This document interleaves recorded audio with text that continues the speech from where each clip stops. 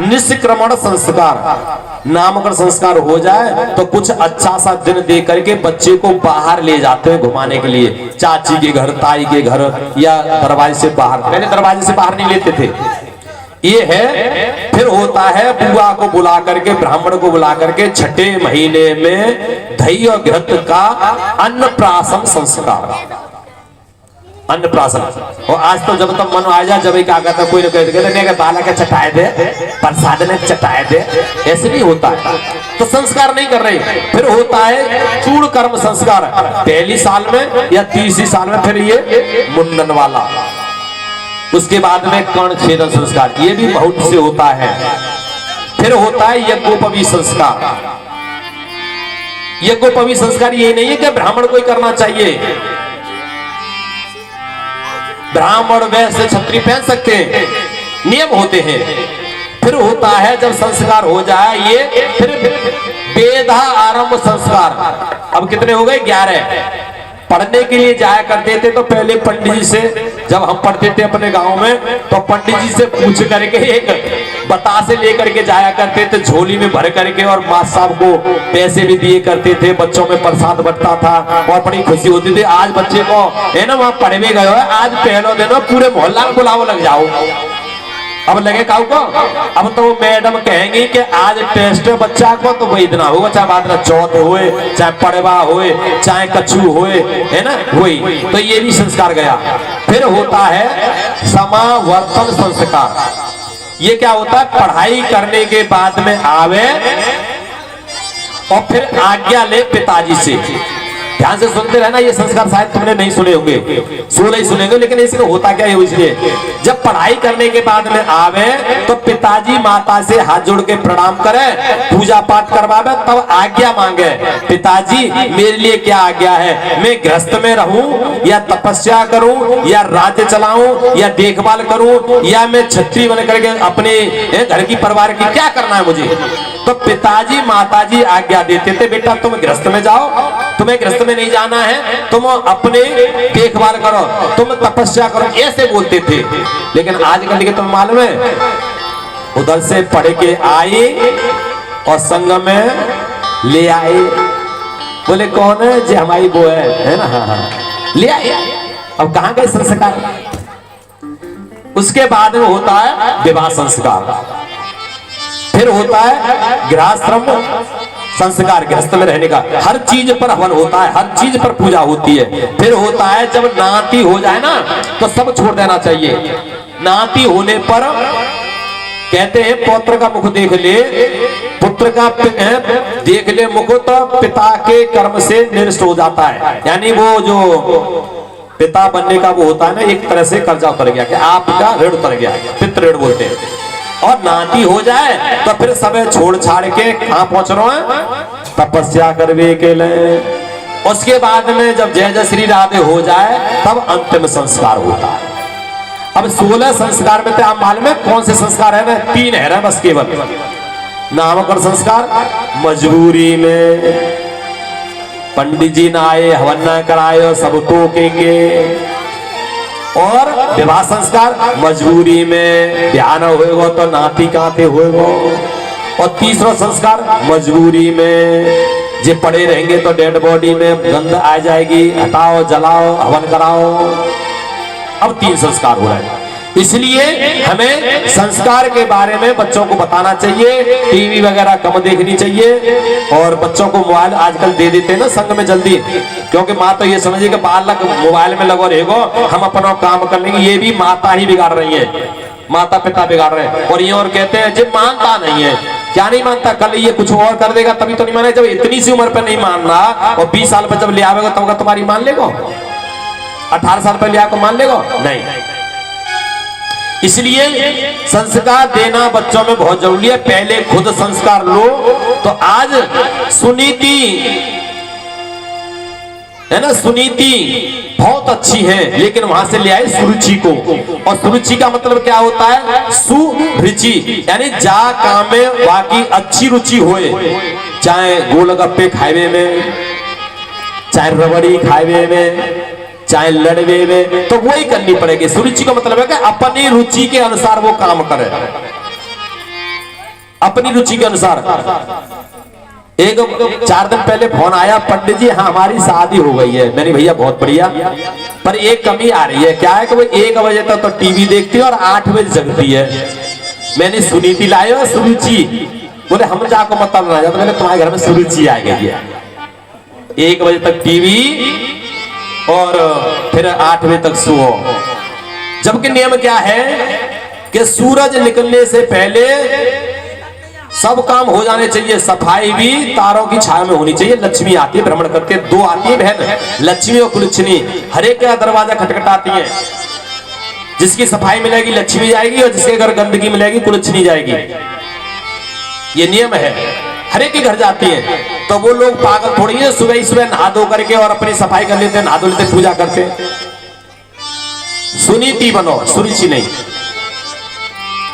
है ना। नुकसान होने के भी 4-5 नियम हैं। पुराण में 4 नियम बताए। संध्या के समय पर माता बहना कंघी करें तो दरिद्रता छाएगी। संध्या के समय पर गर्भाधान करें तो दरिद्रता छाएगी। संध्या के समय पर, है ना, ये 2 काम करे तो दरिद्रता, और रसोई में ऐसे ही चली जाए बिना नहाए धोए तो अभी, और सुबह उठ के सास ससुर तो अभी, उससे क्या होता है, टे करने वाली बात में बड़ा प्रेम करे ना अपनी सास को टे करके, तो वो अगले जन्म में जोंक बनती। ये मैं नहीं कह रहा, गरुड़ पुराण कह रहा है। आप लाइए गरुड़ पुराण, 40 रुपए की किताब आती है, उसमें लिखा है। पर 2-4 नहीं बताऊंगा, ज्यादा नहीं। मालूम पड़ी कि आप लोग फिर जय जय श्री, हाँ बोले ब्याज जी तो हमारी बुराई करे, तो हम आपकी बुराई नहीं कर रहे। जो पुराण में लिखा है वो बता रहे हैं। जो पत्नी अपनी सास से बड़ा प्रेम करती है, सुबह से उठ के शाम तक टे टे टे टे, वो अगले जन्म में जोंक बनती है। सुन लो साहब, 5-6 बताऊंगा। जो सास अपनी बहू से हर वक्त है टे टे टे करके, वो अगले जन्म में जू बनती है। जो बार बार मारती है, बार बार पैदा होती है, मरती है। क्योंकि बहू कहती है जब मर जाए तो बहुत बढ़िया, तो वो बार बार मरती है जू बने करके। जो पंक्ति भेद करे, पंक्ति में जानते हो, राशन की दुकान हो, टिकट की दुकान हो, अपना हाथ जबरदस्ती लगा के वो तुम, अरे साहब मैं तो ले आयो टिकट, वो कौन बनते हैं, कनेटा बनते हैं, एक आंख वाले। जो बिना निमंत्रण के भोजन करे, दोस्त की शादी है, दूसरा चलो जा भैया चल, वो बुला रहे चल, ये अगले जन्म में कौआ बनते हैं। कौआ अब इतनी बहुत है। और बताएं, जहाँ पे उठो न बैठो जाए और काम करवे की तो तू कर ले, काम न करे, दिन भर मोबाइल चला, वो अगले जन्म में अजगर बनते हैं। नहीं है, मैं नहीं कह रहा, आप विश्वास नहीं। गरुड़ पुराण की किताब ले आना, आप अलीगढ़ से ले लेना, 40 रुपए की आती है, 20 रुपए वाली भी आती है, पढ़ो। और 1-2 बता दें, जो किसी की आज्ञा में नहीं चलते। पिताजी कह रहे बेटा इस काम को करो, अरे मैं नहीं कर रहा। माता जी कह रहे बेटा इस काम करो, मैं नहीं कर रहा। वो अगले जन्म में हाथी बनते हैं, सुदूर प्रदेश के जंगली हाथी, क्योंकि वो किसी की नहीं मानेगा। अजगर बता दिया, बस। अब एक और बताओ, ज्यादा नहीं। जो अपनी बात पे न जमे, जो पत्नी अपने पुरुष को छोड़ करके पर पुरुष में आस्था रखे, वो 2 मुंह वाली दुमई बनती है। क्योंकि एक मुंह हो तो गल है, अब 2 मुंह की है, तो वो 6 महीना इधर चलेगी, 6 महीना उधर चलेगी। कुछ रीतियां कुरीतियां में बदल गई हैं।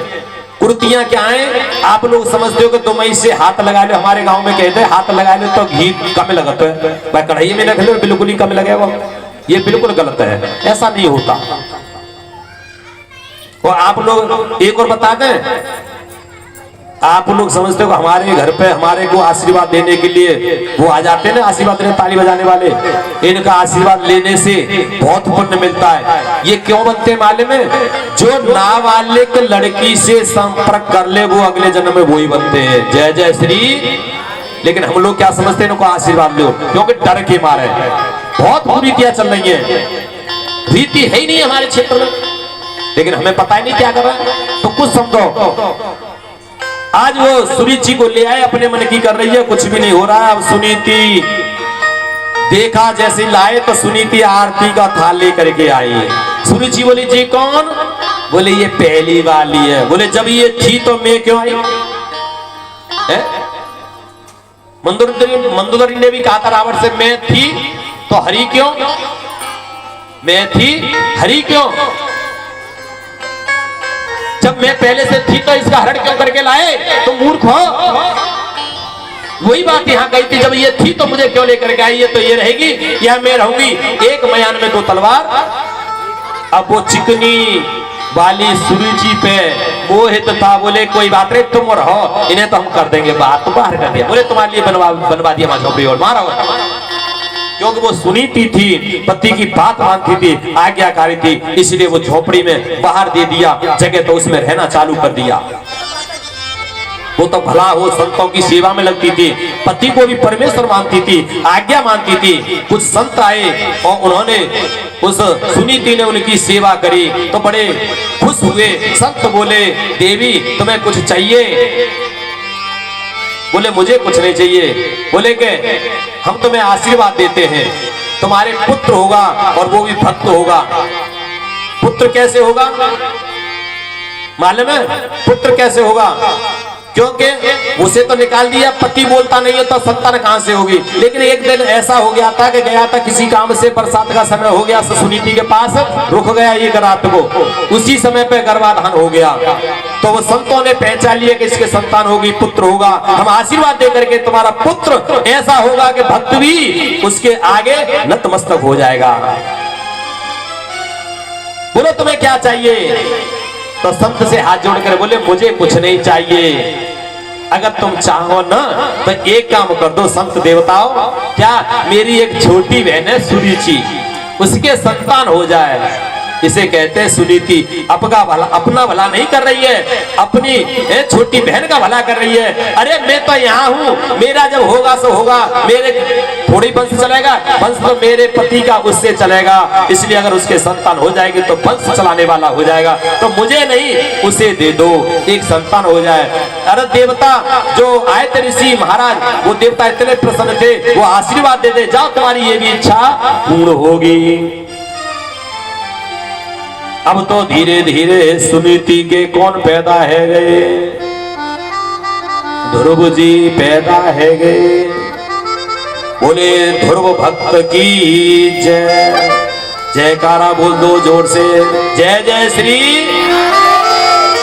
आज पैदा हो गए। एक दिन अपनी मैया के पास पहुंच गए, छोटी वाली मैया के पास, राजा के पास पिताजी की जानकारी लेकर के पिताजी ने गोद में ले लिया। सुरुचि आई, उसने फटका लगा करके और हटा दिया, जा अगर तुझे इस पिता की गोद में बैठना है तो मेरे गर्भ से पैदा होता तभी तो बैठने को मिलता, तू तो एक उसका बेटा, तू वहां जा। और खबरदार अगर तुझे तपस्या हो, अगर तुझे मेरी कोख से जन्म ले तो बैठने का अधिकार मिलेगा। रोता रोता गया। मैया बोली बेटा क्यों रो रहा है, मम्मी ने छोटी वाली ने ऐसे कही है। बोले वो सही कह रही है, फिर भी पुत्र को अच्छी बात सिखाई। आज गली होती तो चीमटा लेके पहुंच जाती है ना, अरे तेने ऐसी कही हमारी तेरी जाके ना पापा, लेकिन उसने कहा बेटा वो सही कह रही है, तेरी छोटी माँ ने जो कहा है वो सही कहा है। अरे वो तो तेरा नश्वर पिता है, एक परम पिता है, वो सबका पिता है, मेरा भी पिता है, उसकी गोद में बैठ जा तो तुझे सब बैठा लेंगे। वो कहाँ मिलेगा, बोले वो हर जगह ऐसी कोई जगह नहीं है। उसे ढूंढने के लिए रात में ही माँ को सोता छोड़ करके चले गए नारद जी मिले। नारद जी ने समझाया बेटा तुम्हें नहीं जाना चाहिए, शेर खा जाएगा। उसने कहा कि शेर में माँ कहती है शेर में भगवान होते हैं बिना, है ना, भगवान जब होते हैं तो वो शेर क्यों खाएगा, हमें भी भगवान है शेर में भी भगवान। बोले तुम्हें सांप डस लेगा, बोले नहीं डसेगा, माँ कहती है फिर जब तक कष्ट किसी को नहीं दोगे वो तुम्हें नुकसान नहीं देगा। बेटा तुम कहाँ ढूंढोगे, बोले माँ कहते हैं वो तुम्हें ढूंढने की जरूरत नहीं है, वो तुम्हें खुद ढूंढ लेगा। ऐसा भक्त दे करके और नारद जी ने, है ना, और नारद जी ने एक मंत्र दे दिया, इस मंत्र का तुम जाप करो। अब तो भैया उन्होंने अखंड भजन किया, श्री कृष्ण गोविंद हरे मुरारी हे नाथ नारायण वासुदेवा। श्री कृष्ण गोविंद हरे मुरारी, हे नाथ नारायण वासुदेवा। हे नाथ नारायण वासुदेवा, हे नाथ नारायण वासुदेवा। हे नाथ नारायण वासुदेवा, हे नाथ नारायण वासुदेवा। श्री कृष्ण गोविंद हरे मुरारी, हे नाथ नारायण वासुदेवा। श्री कृष्ण गोविंद हरे मुरारी, हे नाथ नारायण वासुदेवा। आज भजन करते एक महीना निकल गया, अखंड भजन चल रहा है, भजन बंद नहीं है, चल रहा है। श्री कृष्ण गोविंद हरे मुरारी, हे नाथ नारायण वासुदेवा। चलते चलते फिर 12 दिन हो गए, एक महीना निकल गया, 4 महीने निकल गए। अब तो उनकी श्वास है ना बस चल रही है, अखंड भजन चल रहा है। एक पैर पे खड़े हो गए, भगवान ने हृदय में झांकी दिखा दी, और इधर जब झांकी दिखाई तो अखंड भजन चल रहा है। पत्ता खाते थे, फल खाते थे, पानी पीते थे, ये सब छूट गया। अब क्या खा रहे हैं? हवा खा रहे हैं। क्या खा रहे हैं? अब हवा भी खाना बंद, श्वास रुक गई, और जैसे ही श्वास रुकी तो भगवान का सिंहासन